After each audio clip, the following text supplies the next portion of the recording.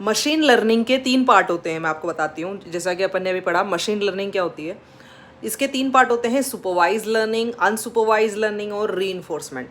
अब मैं आपको बताती हूँ सुपरवाइज लर्निंग क्या होती है। सुपरवाइज लर्निंग मतलब सिस्टम के पास अपन खूब फीड करते हैं उसको डेटा, मतलब इनपुट और आउटपुट दोनों अपन उसके अंदर डाल देंगे। जैसे एग्जाम में अगर अपन चीटिंग करेंगे तो कैसे चीट कर सकते हैं अपन, एग्जाम में अगर चीटिंग करेंगे तो अपने पास क्वेश्चन प्लस आंसर दोनों होना चाहिए, तभी मैं क्वेश्चन देख के आंसर निकाल के फटाफट दे पाऊंगी। ठीक है, तो इसी का एग्जांपल लेके आप सुपरवाइज लर्निंग को सीख सकते हैं। सुपरवाइज लर्निंग मतलब मशीन के पास इनपुट प्लस आउटपुट दोनों होता है। ठीक है, जो शीट है क्वेश्चन और आंसर की दोनों होती है मशीन के पास, और सिस्टम जानता है कि इनपुट इस पर्टिकुलर, अगर यूजर ने ये क्वेश्चन पूछा है तो मेरे को क्या आउटपुट करना है। तो ये होती है सुपरवाइज लर्निंग। इसमें अगर आप कोई प्रोजेक्ट बनाने जा रहे हो, मतलब आपको इनपुट और आउटपुट दोनों का डेटा होना चाहिए आपके पास सिस्टम में फीडेड। तो जैसे ही क्वेश्चन आएगा वैसे ही आप रिस्पॉन्ड करोगे।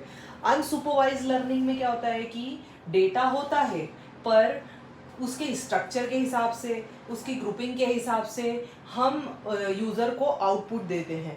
जैसे कि मान लो फ्लिपकार्ट के अंदर जब आप कुछ किताबें खरीदने गए तो कभी कभी ऐसा होता है ना कि इस ये वाला जो ये इस पर्टिकुलर बुक के साथ ये वाली बुक बार बार खरीदी गई है। ठीक है, तो ये चीज़ जो होती है वो अनसुपरवाइज लर्निंग होती है।